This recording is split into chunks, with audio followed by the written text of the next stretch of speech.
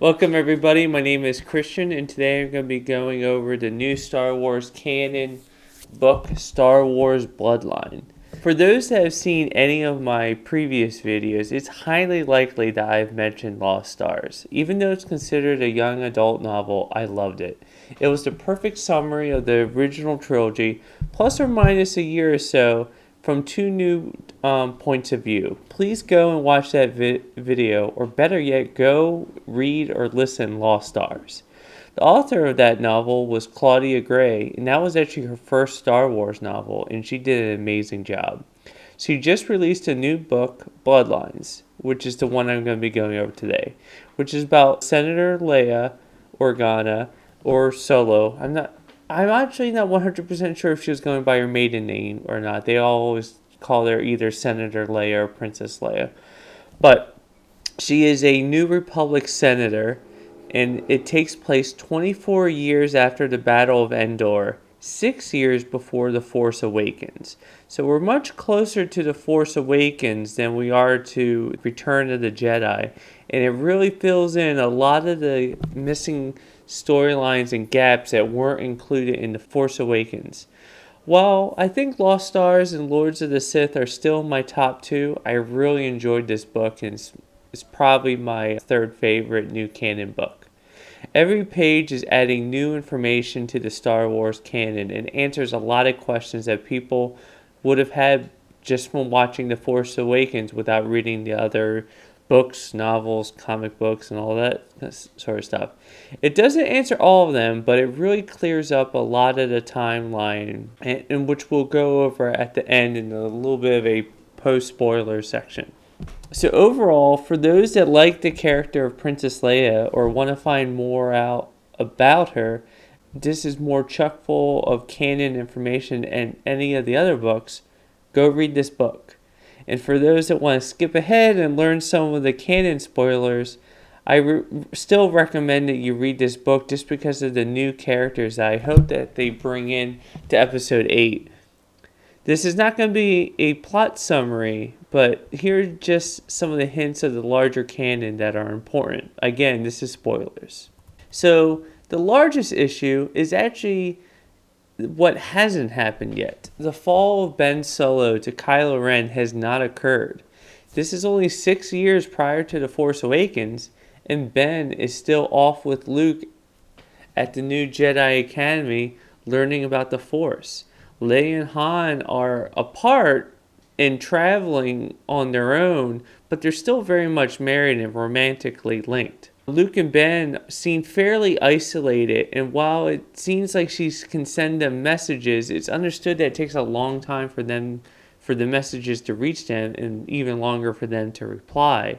There's no mention of Luke having a wife or family of his own. I mention this because Rey is 19 during The Force Awakens, same age as Luke was in A New Hope, making her 13 at the time of this book, but there's still no mention of her. And if she was Luke's daughter, you would have think that they would have mentioned her. And while it's been likely years since Luke, Ben, and Leia and Han have all seen each other, they should definitely know if he had a daughter at this point. Ben Solo, this isn't canon, but some of the people in the movie said that Ben Solo is around 28 or 29 at the time of Force Awakens. So this will make him 23 at the time of this book. Same thing with Rey, actually. I don't think it's listed anywhere in canon that she's 19. It's just what some of the people on the film have said, which would make her, as I said before, 13 at the time of this book.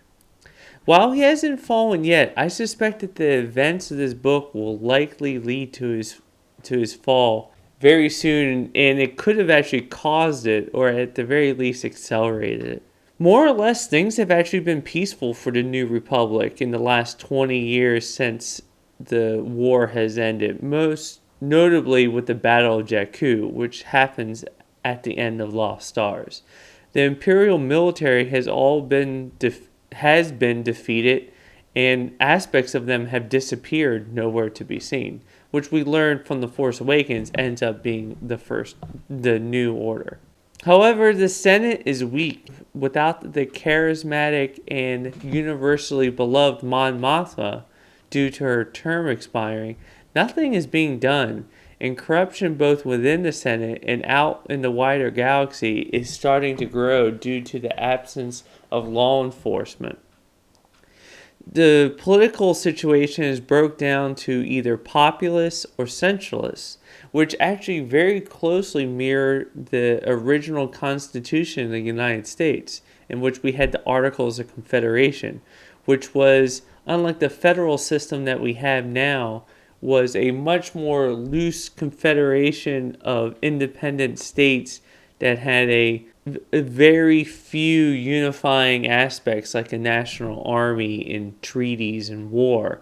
However, very much like the populists in this book, as during the Articles of Confederation, there was so much fear of centralized power, and particularly in the individual, that the populist segment wants worlds to be nearly independent with very little galactic government, while centralists are frustrated by the lack of progress and they want to protect all the planets, and they want planets that are those that are being taken advantage of by others to be like rescued, and they also have a little bit of an imperial would say imperial sympathy. Some of them may have, not all of them, but it's definitely within some of their ranks.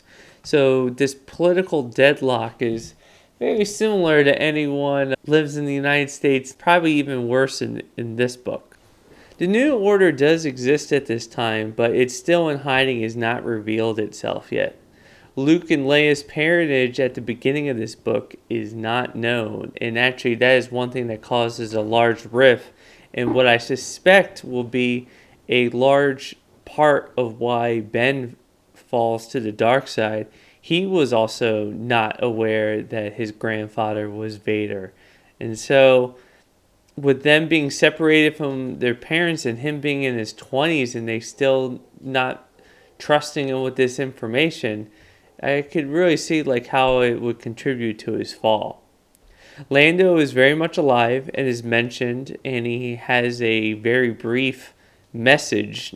He doesn't even appear in the book, but at the very least, I'm glad he's alive, and I really hope he appears in episodes 8 or 9.